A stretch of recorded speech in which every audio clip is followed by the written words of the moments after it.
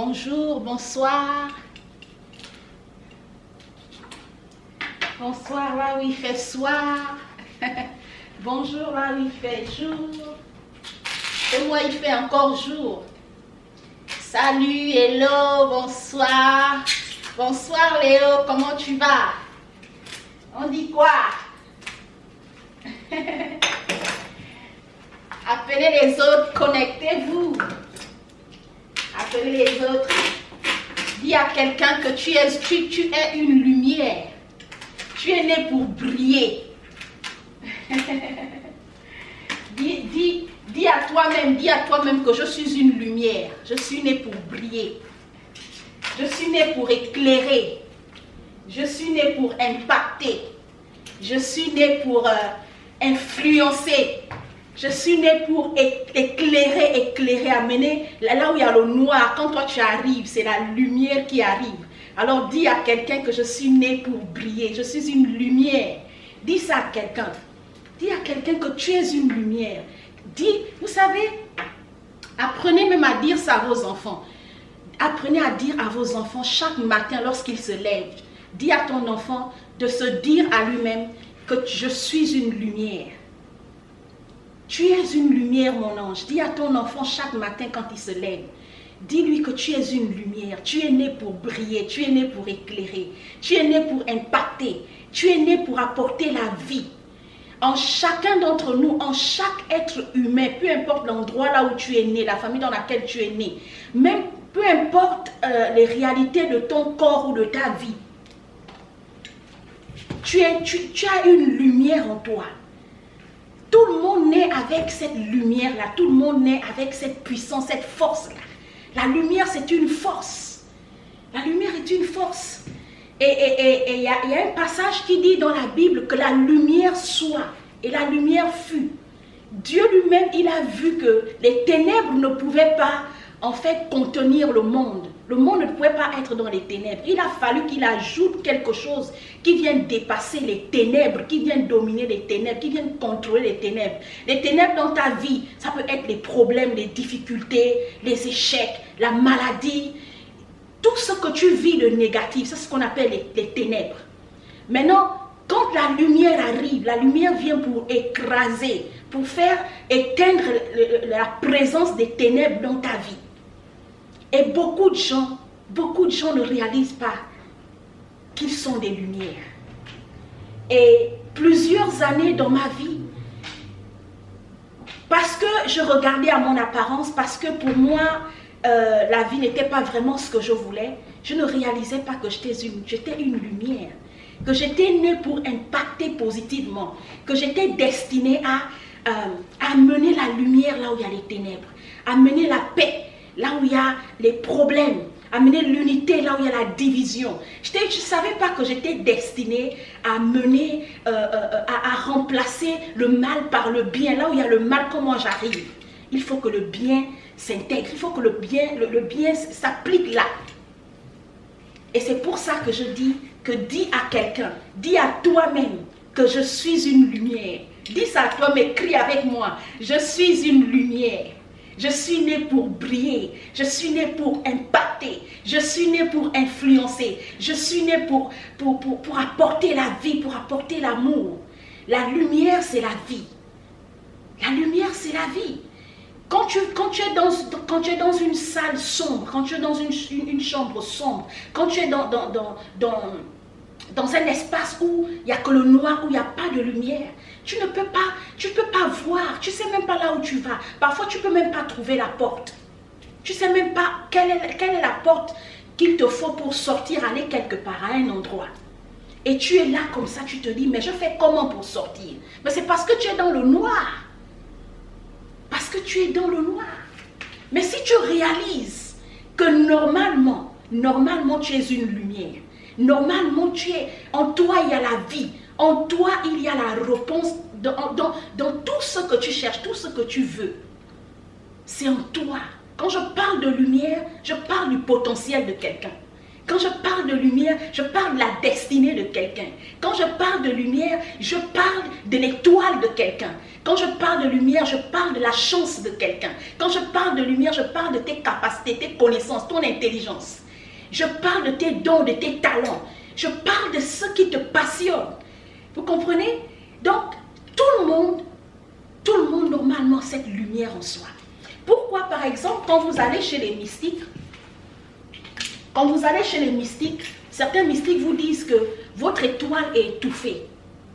Quand vous allez chez certains pasteurs, chez certains tradis praticiens, on va vous dire que mais ton étoile est étouffée. Il faut enlever ce qui étouffe ton étoile. Il faut qu'on te libère, on te libère de ce qui t'empêche de rentrer dans ta destinée. Mais c'est parce que cette chose est en toi. C'est quand tu es élève, et puis tu ne sais pas tu ne réalises pas en fait que cette lumière est en toi. C'est pour ça que tu triches à l'école. Hein, les élèves, vous trichez à l'école parce que vous ne réalisez pas que cette lumière, l'intelligence, la sagesse, la capacité de comprendre un cours, c'est en toi. Tu n'as pas besoin de chercher ça parce que c'est là. Mais le problème, c'est que il faut connaître comment mettre ça en pratique. Comment mettre cette lumière-là en œuvre dans ta vie. Comment faire agir cette lumière. Comment faire que cette lumière-là puisse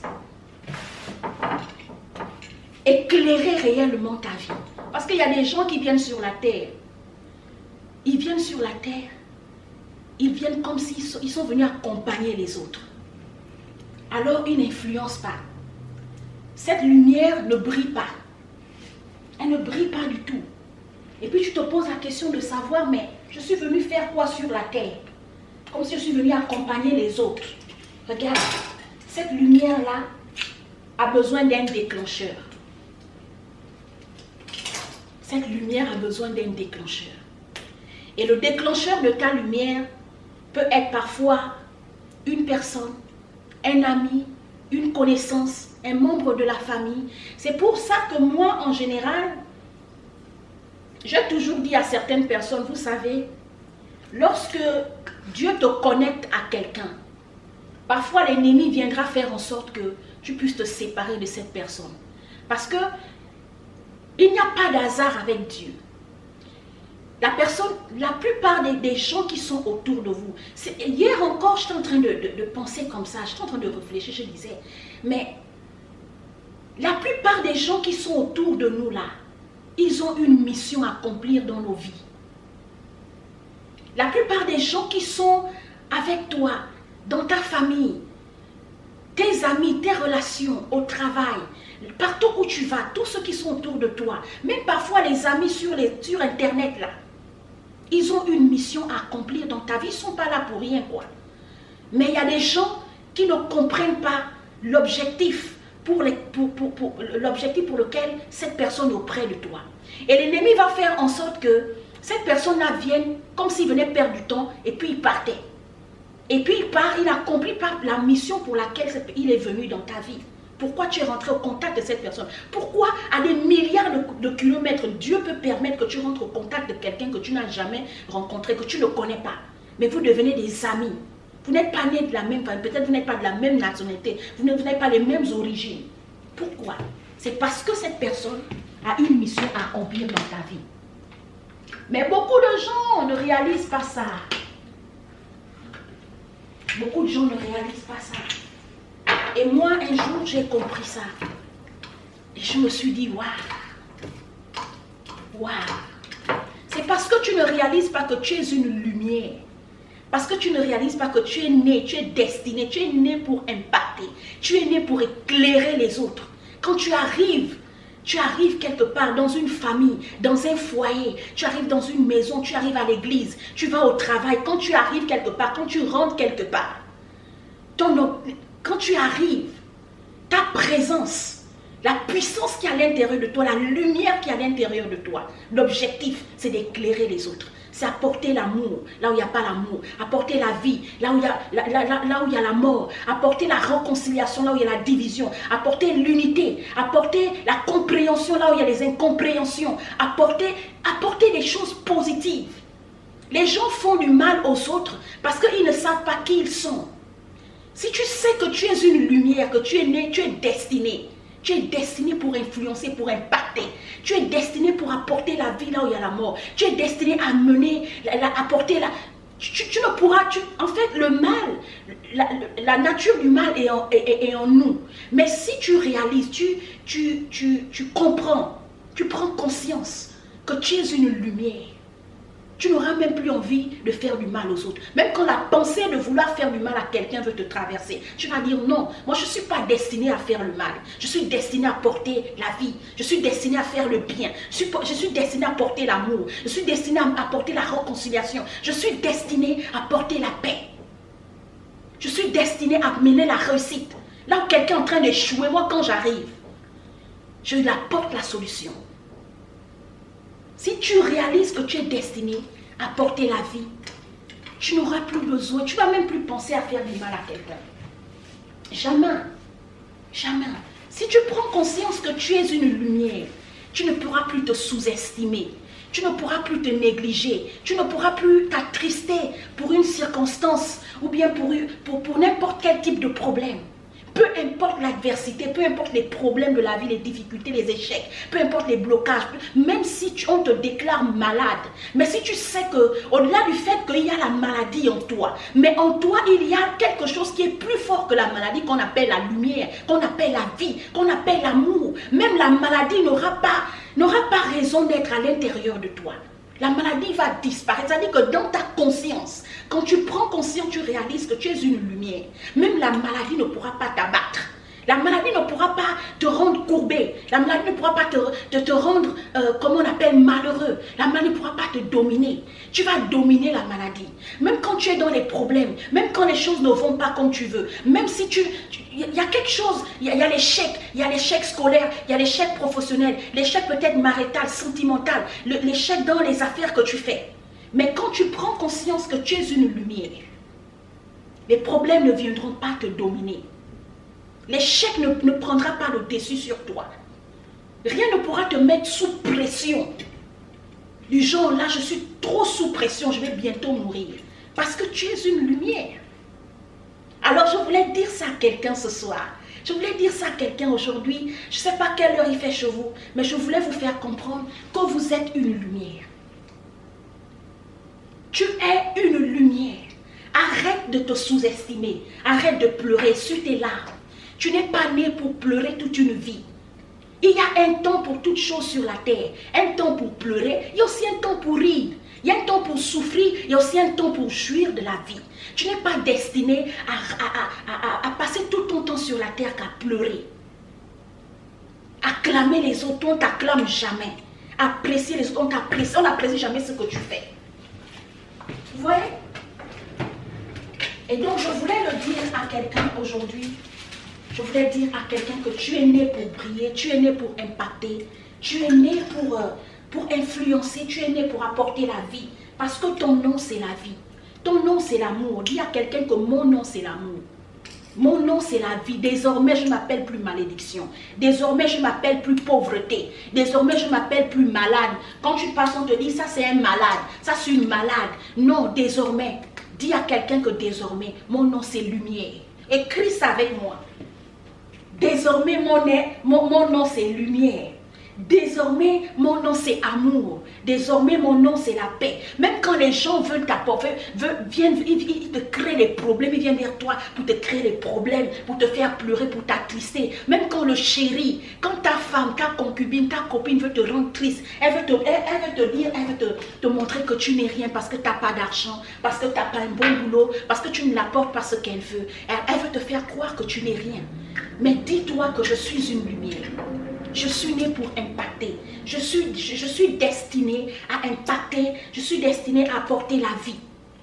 Je suis né riche. Quand tu es une lumière, tu es riche. La richesse, ce n'est pas d'abord l'argent. La richesse, c'est un état d'esprit. C'est une forme de mentalité. Alors dis-toi que je suis riche. Je suis né pour être. Parce que c'est toi qui décides de devenir riche. C'est toi qui décides. comme tu peux aussi décider de rester pauvre. C'est toi qui décides de devenir, de croire que tu es une lumière. Parce que la lumière est en nous. Même quand un bébé naît, il naît déjà avec cette lumière. Que nous, en petit français, on appelle l'étoile. Tu es une étoile. Tu es né pour briller. Tu es destiné à apporter la vie. Donc si il y a une pensée de méchanceté qui te traverse, s'il y a une pensée de colère, de haine, de culpabilité, de regret, s'il y a la tristesse qui veut t'habiter, dis à la tristesse que regarde tristesse, moi je suis une lumière. Tu n'as plus de pouvoir sur moi parce que je suis né pour briller. La tristesse, tu ne peux plus faire partir de ma vie parce que je suis une lumière. Dis à la pauvreté que, regarde pauvreté, tu ne fais pas partir de ma destinée. Parce que moi je suis une lumière, les ténèbres et la lumière ne peuvent pas cohabiter. Il faut qu'il y ait un qui domine. Alors qu'est-ce qui domine dans ta vie? Est-ce que tu veux laisser les ténèbres continuer de dominer dans ta vie? Les problèmes, les mauvaises pensées, la culpabilité, l'orgueil, la jalousie, tout ce qui vient détruire ton âme, tout ce qui vient détruire ton cœur, le regret. Tu vas pleurer jusqu'à quand? Jusqu'à quand tu vas... Vous savez, moi quand je me lève le matin, quand il y a les pensées qui veulent me traverser, les pensées bizarres, j'ai mis aux pensées que regarde, moi je suis une lumière. Je suis né pour briller. Vous ne pouvez rien me faire. Regarde, passe de ton côté, tout le monde n'est pas parenté. Ténèbres, problèmes, pression, regret, culpabilité, regarde, passe de ton côté. Même si en ce moment j'ai des problèmes comme quoi, les problèmes là ce sont des challenges. Je vais relever ça. Ils vont s'éloigner de moi. Parce que moi je ne suis pas destinée à finir ma vie dans les problèmes. Mon nom c'est lumière. Alors je voulais dire ça à quelqu'un ce soir. Je ne sais pas comment vous avez passé votre journée. Je ne sais pas comment les choses se sont passées pour vous durant la semaine, durant ce mois, comment l'année 2020 commence pour vous. Alors beaucoup de gens sont dans l'abattement, ils regrettent parce que les choses ne marchent pas comme ils veulent. Et ils se disent, oh je vais encore terminer l'année 2020 comme l'année dernière. Qu'est-ce qu'il faut que je fasse? Pourquoi pas? Qu'est-ce qu'il faut? Où est-ce qu'il faut que j'aille? Il faut juste dire que tu es une lumière. Parce que tu es né pour briller, tu es né pour impacter. Quand tu es une lumière, ça veut dire que tu es la réponse à toute chose. La réponse, c'est en toi. La solution est en toi. Ne balade pas les regards inquiets. Parce que tu es une lumière. Tu es une grâce. Tu es une bénédiction. Tu es un salut. Quand on parle du salut, le salut c'est toi. Dans le salut, il y a la paix, il y a l'amour, comment on appelle, il y a la protection, il y a la guérison. Même quand la maladie est là, toi dis à la maladie que moi je suis une lumière. Mon nom c'est lumière, mon nom c'est étoile. Tu ne peux pas rester dans mon corps. Parce que le corps là est né pour briller. Parce que je suis né pour impacter. Je suis né pour influencer. Alors comment, il y a des gens qui vous savez, il y a des gens qui restent longtemps dans l'ignorance. Ils ne savent pas comment déclencher, comment mettre cette lumière en éveil dans leur vie. Voilà, c'est ça, c'est le mot que je cherchais. Il y a des gens qui ne savent pas comment mettre en éveil cette lumière dans leur vie. Alors, plusieurs personnes, personnellement, moi comment j'ai fait pour déclencher cette lumière, pour mettre cette lumière en éveil dans ma vie. Il a fallu que je rentre au contact d'une personne. C'est pour ça que je disais, ne détruisez pas toutes les relations qui sont autour de vous. Parfois, l'ennemi veut venir vous mettre des choses dans la tête, dans l'esprit. L'ennemi veut vous faire croire que la personne qui est là est toujours mauvaise. Laisse le temps lire l'avenir. Laisse le temps te montrer que cette personne est une bonne personne pour toi ou bien une mauvaise personne. Ne t'éloigne pas toujours de tout le monde aussi facilement. Parce que beaucoup de gens t'ont déçu, tu te dis oui, si cette personne vient, elle aussi elle va encore me décevoir. Mais tu ne sais pas que peut-être c'est cette personne-là qui a une opportunité pour toi. Il y a des gens, lorsque tu rentres au contact d'eux, ils viennent pour changer le cours de ton histoire. Pourquoi les grands hommes, ils vont encore vers d'autres grands hommes? que vers ces personnes, il y a une lumière qui les attire. Il y a une connaissance que les autres ont, que eux ils n'ont pas. Il y a une puissance que les autres ont, que eux ils recherchent. En fait, ils ont besoin de compléter quelque chose qui manque en eux. Alors ils vont vers les autres. C'est pour cela qu'on crée les relations. C'est pour cela qu'on crée les opportunités. Alors si tu veux faire briller ta lumière, va vers des personnes qui ont cette lumière. Va vers les opportunités. Va vers les opportunités. Ne reste pas toujours coincé là. Je disais à quelqu'un, il disait que certainement, je ne vais pas passer en CDI, je vais arrêter le travail et tout, donc je ne sais pas comment je vais faire pour continuer de payer mes factures et tout le reste. Et je lui ai dit, est-ce que tu as déjà rencontré le DG de ton entreprise un jour? Il me dit, quoi? Moi, je voulais rencontrer le DG de mon entreprise. Même mes chefs ne s'approchent même pas de lui aussi facilement. Mais je lui ai dit, c'est une personne ordinaire comme toi. C'est une personne ordinaire comme toi. S'il a l'habitude de venir dans votre entreprise, si tu as l'habitude de le voir, comment on l'appelle Esther, quand on parle d'Esther dans la Bible, il était dit que normalement, quand tu es marié à un roi, c'est le roi qui doit t'attendre, c'est le roi qui doit envoyer les serviteurs vers toi. Quand tu es la femme d'un roi, tu es une reine. Tu ne dois jamais aller à la présence du roi sans que lui-même il te donne l'ordre de venir. Alors Esther, elle a respecté cette loi jusqu'à un moment. Mais à un moment donné, parce que Esther avait un problème, parce qu'Esther voulait résoudre une difficulté, elle était face, le peuple de Esther était dans des sérieux problèmes. Alors elle a violé la loi là.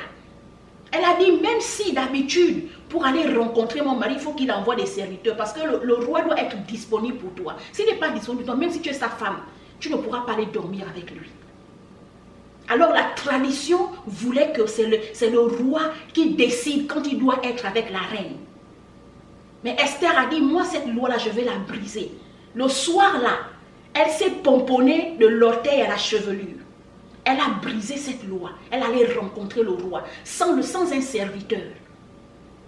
Et elle a présenté sa requête. Pourquoi tu peux aller rencontrer ton DG? Tu es en train de perdre ta place. Tu es en train de perdre ton emploi. Va rencontrer le DG.